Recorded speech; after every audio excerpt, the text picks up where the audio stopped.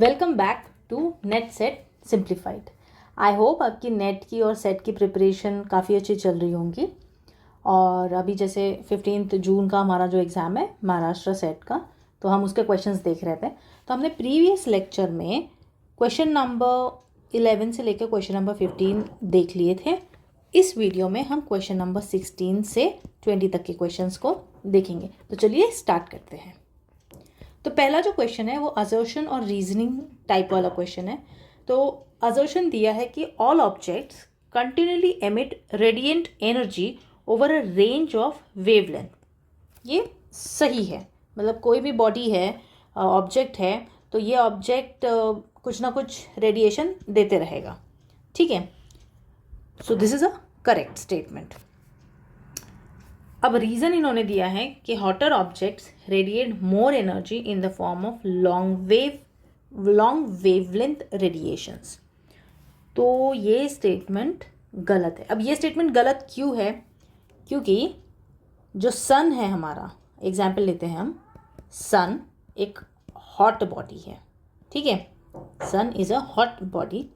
ये एमिट करता है शॉर्ट वेव रेडिएशंस। ठीक है, इसका मतलब क्या हुआ कि जितना बॉडी ज़्यादा गर्म होगा वो शॉर्ट वेव रेडिएशंस एमिट करेगा, ना कि लॉन्ग वेव रेडिएशंस। ठीक है, इसीलिए रीज़न इज़ इनकरेक्ट। तो हमारा आंसर क्या होगा?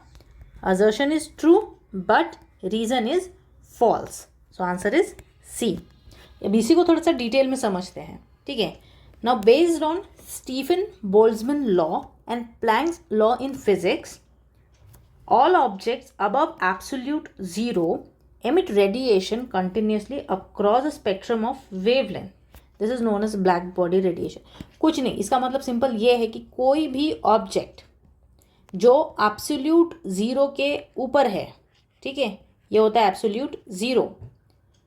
कोई भी ऑब्जेक्ट जो एब्सोल्यूट ज़ीरो के ऊपर है वो कुछ ना कुछ रेडिएशंस एमिट करेगा। ठीक है, इसी को ब्लैक बॉडी रेडिएशन भी कहा जाता है। अब according to Wien's displacement law, Wien कहते हैं कि as temperature increases peak wavelength shift towards shorter wavelength.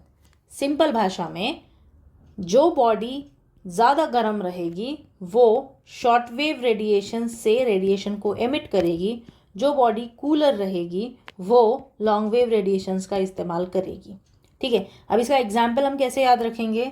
Sun, it is hot, और ये short wave radiation, S for sun, S for short. ठीक है, तो याद रखना है कि सन हॉट है और सन शॉर्ट वेव रेडिएशन देता है।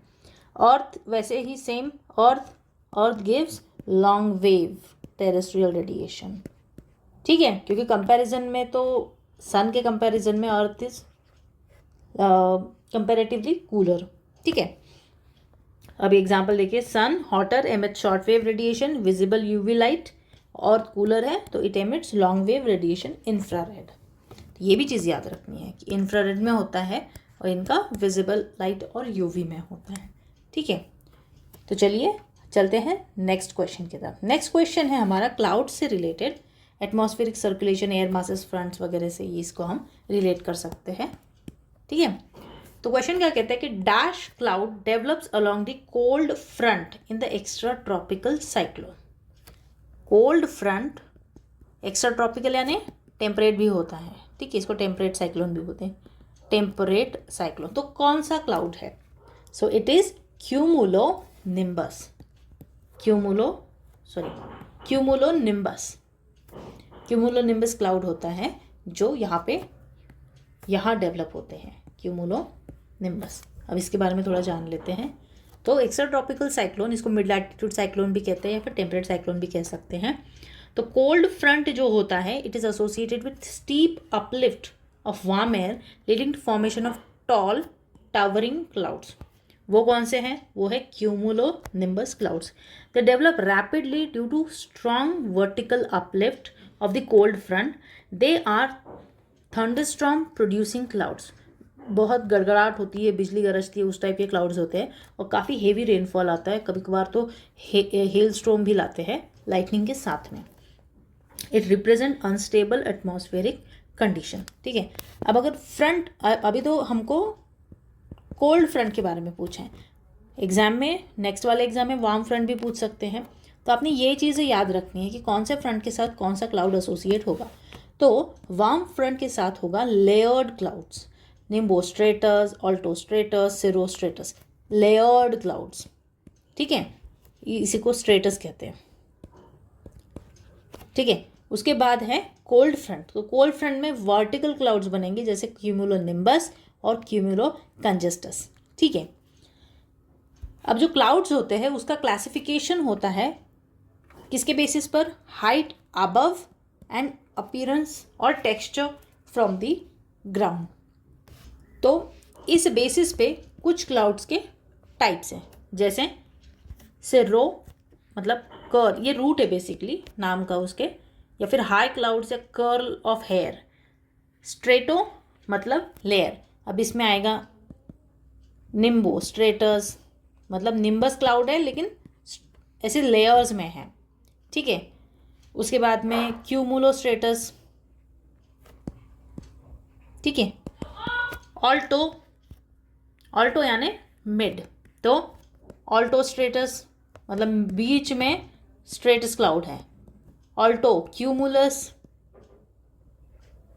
ठीक है, एंड निम्बो, जहाँ पे भी ये निम्बो वर्ड आएगा ये समझ लेना it is rain bearing cloud, nimbus clouds से बारिश आती है। ठीक है, और क्यूमुलो मतलब हीप के जैसे जो क्लाउड्स दिखते हैं ना हमको, एकदम फेयर वेदर जब होता है तो जो क्लाउड्स हमको दिखते हैं एकदम सफ़ेद, सो दे आर क्यूमुलो, हीप की तरह क्यूमुलस क्लाउड्स होते हैं। ये आप डायग्राम में देख सकते हैं, this is cumulo nimbus, nimbus मतलब बारिश आएगा, निम्बोस्ट्रेटस बारिश आया, निम्बोस। ठीक है, क्यूमुलस ये आप देख सकते हैं, ये क्यूमुलस, ऑल्टो क्यूमुलस, ये क्यूमुलस ही है। ठीक है, लेकिन ये बीच वाले, ये वाले लेयर में है, हाई क्लाउड नहीं है, लो नहीं है, मिडिल क्लाउड है। ठीक है, सिर्रो क्यूमुलस, देन स्ट्रेटो क्यूमुलस और सिरस, फेदरी इस टाइप का ये क्लाउड अपीयरेंस होता है। आप कमेंट सेक्शन में ज़रूर बताना आपने इनमें से कौन से टाइप के क्लाउड्स को देखा है। ठीक है, तो चलिए अब जो बाकी के हमारे ऑप्शंस थे वो देखते कि वो क्यों गलत है। तो ऑल्टो क्यूमुलस क्यों गलत है? क्योंकि ये लिंक्ड नहीं है किसी भी फ्रंटल एक्टिविटी से। फ्रंटल एक्टिविटी मतलब जैसे कोल्ड फ्रंट और वार्म फ्रंट वाला जो गेम चल रहा होता है ना टेम्परेट साइक्लोन में, तो उसमें ये इन्वॉल्व है नहीं। फिर उसके बाद आते हैं क्यूमुलस क्लाउड, ये फेयर वेदर क्लाउड्स होते हैं, not typical of the fronts. फिर आता है nimbostratus, they are associated with warm fronts and not cold fronts. ठीक है, तो अभी हमने समझ लिया कि हमारे ऑप्शंस जो बाकी के थे वो क्यों गलत थे, और जो हमारा आंसर था क्यूमुलो निम्बस वो क्यों सही था। ठीक है, चलिए अब हम आगे बढ़ते हैं क्वेश्चन नंबर 18 की तरफ। तो क्वेश्चन नंबर 18 थॉर्नथवेट की क्लासिफिकेशन से रिलेटेड है। ठीक है, आप इसको यहाँ से रिलेट कर सकते हैं। तो क्वेश्चन कहता है which of the following indices is not developed by Thornthwaite to determine boundaries of different climatic types. Not पूछा है तो अलर्ट हो जाना है, जो गलत ऑप्शन होगा ना वो चूज़ करना है हमको। गलत इन द सेंस कि जो दिया नहीं है थॉर्नथवेट ने। अब मॉइस्चर इंडेक्स उन्होंने दिया था, थॉर्नथवेट ने मॉइस्चर इंडेक्स दिया था, थर्मल एफिशिएंसी इंडेक्स भी दिया था, एरिडिटी एंड ह्यूमिडिटी इंडेक्स भी दिया था। क्या नहीं दिया था? ये नहीं दिया था। तो ये हमारा आंसर है इवेपोरेशन इंडेक्स। तो इसी को अभी डिस्कस करते हैं। तो C.W. Thornthwaite developed a climatic classification 1931 में इन्होंने बनाया था, उसी को 1948 में रिवाइज किया था। अब ये बनाया किस बेसिस पे था? Moisture availability and thermal efficiency, जो प्राइमरी फोकस जिसका था वाटर बैलेंस पे। अब एक बार इंडेक्स देखते हैं और फिर उसका पर्पस देखते हैं। Moisture index it determines balance between precipitation and evapotranspiration. ठीक है, थर्मल एफिशिएंसी इंडेक्स क्या करता है? ये बेसिकली पोटेंशियल इवेपोट्रांसपायरेशन को बताता है कि कितना हुआ है।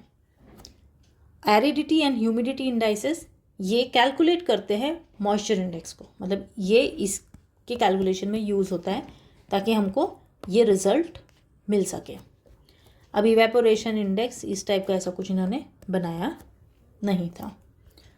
सो Thornthwaite classifieds climate based on water needs of plants. Plants की नीड के बेसिस पे इन्होंने क्लासिफाई करा था क्लाइमेट को। कैसे कि किसी रीजन में कितना रेन आ रहा है वर्सेस कितना पानी वापस जा रहा है इवेपोरेशन के थ्रू, ठीक है। इसके बेसिस पे उन्होंने क्लासिफिकेशन दिया था। मेन आइडिया क्या था इसके पीछे कि अगर किसी रीजन में ज़्यादा रेन हो रही है कंपेयर टू कितना लॉस हो रहा है, मतलब रेनफॉल ज़्यादा हो रही है लेकिन लॉसेस कम है, तो ऐसे रीजन को उन्होंने बोला ह्यूमिड क्लाइमेट होगा वहाँ पे। अगर किसी रीजन में वाटर आ कम रहा है लेकिन जा ज़्यादा रहा है, बारिश कम हो रही है लेकिन इवेपोरेशन बहुत ज़्यादा हो रहा है, तो एरिड या फिर ड्राई क्लाइमेट होगा। और इन्होंने एक फॉर्मूला भी दिया था मॉइस्चर इंडेक्स को निकालने का।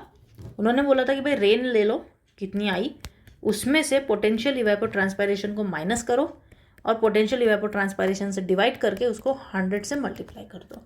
PET is basically potential evapotranspiration, evaporation और ट्रांसपिरेशन से जो भी मॉइस्चर लॉस होता है वो। इसके बेसिस पे उन्होंने क्लाइमेट को क्लासिफाई करा था। 100 के ऊपर अगर इंडेक्स आ रहा है तो पर ह्यूमिड बोला गया उस क्लाइमेट टाइप को। 80 से 100 के बीच में ह्यूमिड बोला गया। 0 to 20 के बीच में उसको मॉइस्ट सब ह्यूमिड बोला गया। -33.3 to 0 इसको बोला गया ड्राई सब ह्यूमिड। और सेमी एरिड उसके बाद में, और फिर उसके बाद में -66.7 में उसको हमने बोला एरिड। मतलब यहाँ पे क्या हो रहा है कि बारिश कम हो रही है और लॉसेस ज़्यादा हो रहे हैं, ठीक है। और यहाँ क्या हो रहा है, बारिश बहुत हो रही है और लॉस बहुत कम हो रहा है, ठीक है। थॉर्नपेट का जो फुल सिस्टम ऑफ इंडाइसेस है, it is described in this particular paper, approach towards a rational classification of climate, geographical review, volume number 38 number 1, volume 38 number 1, okay, 1948 में। ये याद रखना है, ठीक है। हो सकता है क्वेश्चन बने इसमें से, ठीक है। Thermal efficiency index thermal classification के लिए यूज़ किया गया था। Moisture index water balance surplus minus deficit. Moisture classification humid to arid इसके लिए यूज़ करा गया था। उसके बाद एरिडिटी इंडेक्स जो था water shortage relative to potential evapotranspiration, it is a part of moisture index. और ह्यूमिडिटी इंडेक्स भी मॉइस्चर इंडेक्स का ही पार्ट है, ठीक है। तो अभी आगे बढ़ते हैं 19th क्वेश्चन की तरफ। तो 19th क्वेश्चन है हमारा, कुछ इन्होंने लाइंस दी है बेसिकली, ठीक है। और इसको टर्म्स को उनके मीनिंग के साथ हमको मैच करना है, ठीक है। ये जो पिकनो वर्ड है ये डेंसिटी से रिलेटेड है, ठीक है। हलाइन सैलिनिटी से रिलेटेड है, हाइट रेन से रिलेटेड है, ठीक है। और क्लाइन हमेशा, क्लाइन का मतलब ही स्लोप होता है, ठीक है। अब इन रूट्स के ऊपर से हम मैच निकालने की कोशिश करते हैं, ठीक है। तो पहला था हेलो क्लाइन। हेलो क्लाइन मतलब a line of sharp, sharp यानी वही स्लोपिंग हुई हो आ गया, ठीक है। Gradient, sharp salinity gradient, gradient is basically slope of water column of the ocean। उसके बाद में आइसोहाइट रेन बोला था हमने, ठीक है। तो क्या आ गया इसमें, line for places of equal rainfall over a certain period. मतलब A is matched with 2 and B is matched with 4। पिकनो का मैंने बोला था डेंसिटी है, तो डेंसिटी वाला कौन सा ऑप्शन दिख रहा है हमको यहाँ पे, option 3। So pycnocline is this line for the density gradient with depth in ocean ठीक है, सो सी का होना चाहिए 3, ये गया, तो ऑप्शन क्या आया हमारा, B 3 sorry 2 4 3 1, this should be your answer. ठीक है, so answer is B 2 4 3 1। Match किया है यहाँ पे, line of sharp salinity gradient is isocline, iso height equal rainfall, pycnocline density gradient with depth in ocean. ठीक है, and isohaline is again equal salinity in the ocean. ये cline यानी slope, cline यानी gradient, ठीक है, slope. तो इस पर से भी आप लगा सकते थे कि अच्छा यहाँ पे ग्रेडियंट की बात हो रही है, यहाँ पे भी ग्रेडियंट की बात हो रही है। So this is your answer. ठीक है, so it is B not A. Okay, 2 4 3 1। कुछ टर्म्स है और जिसका हो सकता है आगे वाले एग्जाम्स में शायद पूछा जाए। Isotherm equal temperature, isobars equal atmospheric pressure, isohels equal solar radiation, isobath equal depth under water bathymetry की तरह। ठीक है, isoneph cloud cover, isodrosotherm equal dew point, iso amplitude equal tidal range. ठीक है, तो अब चलते हैं क्वेश्चन नंबर 20 पे। क्वेश्चन नंबर 20 कहता है during glacial period earth crust sinks due to additional weight of ice. इस चीज़ को क्या कहते हैं, सिंकिंग को क्या कहते हैं, जो चेंज हो रहा है आइस जम जाने की वजह से कॉन्टिनेंट के ऊपर, इसको क्या कहते हैं? तो इसको कहते हैं आइसोस्टैटिक चेंज। क्या कहते हैं इसे? Isostatic change. तो इसको स्टडी करते हैं अब ये क्या है बेसिकली। तो ड्यूरिंग ग्लेशियल पीरियड क्या होता है कि अर्थ है, कॉन्टिनेंट है बेसिकली, ठीक है, अर्थ क्रस्ट। अब क्रस्ट के ऊपर आइस जमा हो जाती है क्योंकि ग्लेशियल पीरियड चल रहा है, तो आइस जमा हो जाती है पे बहुत सारी। अब इसके वेट की वजह से ये क्रस्ट मैंटल में सिंक होना स्टार्ट करती है। इसको कहते हैं आइसोस्टैटिक डिप्रेशन। ठीक है, इसको आइसोस्टैटिक डिप्रेशन कहते हैं। अब जैसे ही ये सारा आइस मेल्ट हो जाएगा, ये गायब हो जाएगा यहाँ से, तो ये ऊपर आ जाएगा, ये रिबाउंड करेगा। इस रिबाउंडिंग को कहते हैं आइसोस्टैटिक रिबाउंड। ठीक है, तो आंसर इसीलिए हमारा आइसोस्टैटिक चेंज। अब जो डेफिनेशन है आइसोस्टैटिक चेंज की वो क्या है? Isostatic change refers to vertical movement of earth's crust in response to changes of the surface load. लेकिन सिर्फ आइस की वजह से नहीं होगा, सेडिमेंट की वजह से भी हो सकता है, वाटर की वजह से भी हो सकता है। ठीक है, तो आइसोस्टैटिक चेंज का डेफिनेशन याद रखेंगे। ये डिप्रेशन क्या होता है, आइसोस्टैटिक डिप्रेशन, रिबाउंड क्या होता है, ये चीज़ें याद रखेंगे। तो चलिए आगे बढ़ते हैं। अब जो हमने बाकी के ऑप्शंस थे हमारे क्वेश्चन में, वो क्यों गलत है वो भी हम देखेंगे। अब थर्मल एक्सपेंशन की वजह से क्या होता है, सी लेवल राइज होता है, क्रस्ट का सिंकिंग का इसमें कोई रिलेशन नहीं। इंटरग्लेशियल ग्लेशिएशन की वजह से क्या होता है, तो दो वार्म पीरियड है, उसके बीच का जो एक पीरियड होगा जहाँ पे थोड़ा टेम्परेचर कम होगा, उसको मतलब ये ग्लेशियल पीरियड हो गया। दो वार्म पीरियड्स के बीच में, इसलिए हम इसको बोलेंगे इंटरग्लेशियल पीरियड। तो इसका और क्रस्ट का सिंकिंग का कुछ लेना देना नहीं है, मतलब इसका ग्लेशियल का है रिस्पेक्टिवली, लेकिन interglaciation as such is not. अब यू स्टैटिक चेंज क्या होता है कि global sea level rise due to variation in the amount of water like glacial melt and not the crust movement.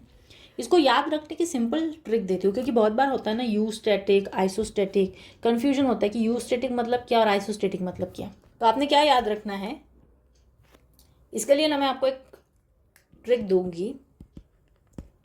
Isostatic and you static कौन सा क्या है, ठीक है, कभी नहीं भूलोगे। तो आइसोस्टैटिक को याद रखने की सिंपल टर्म है, मतलब टेक्निक है, एक थियरी के बारे में आपने 100% सुना होगा। आइसोस्टेसी। ठीक है, ये बेसिकली कॉन्टिनेंट का, लिथोस्फीयर का, मतलब क्रस्ट का इक्विलिब्रियम के बारे में, ग्रेविटेशनल इक्विलिब्रियम के बारे में बात करती है। ठीक है, एरी, प्रैट, इनकी थियरीज हैं ये। ठीक है, एक चैप्टर ही है पूरा इसका जियोमॉर्फोलॉजी में। राइट, तो ये काय से रिलेटेड हो गया, फिर ये कॉन्टिनेंट से रिलेटेड हो गया। मतलब कॉन्टिनेंट ऊपर हो गया, नीचे हो गया, तो आइसोस्टेसी थियरी है हमारी जियोमॉर्फोलॉजी में। ठीक है, अब यूस्टेटिक। अब अगर isostasy is related to continent, then eustatic will be related to ocean. ठीक है, तो एक कोई भी चीज़ याद रखो, दोनों चीज़ याद रखने की जरूरत नहीं, एक याद रहेगा तो पता है आइसोस्टेसी तो कॉन्टिनेंट से रिलेटेड है, मतलब eustasy will be related to oceans. ठीक है, so refers to global sea level rise. Thank you so much for watching the lecture. Please channel को सब्सक्राइब कीजिए, it acts as a motivation. Videos को ज़्यादा से ज़्यादा शेयर कीजिए आपके दोस्तों के साथ, ताकि उनको भी उनकी प्रिपरेशन में हेल्प हो, और वीडियो को लाइक करना मत भूलें।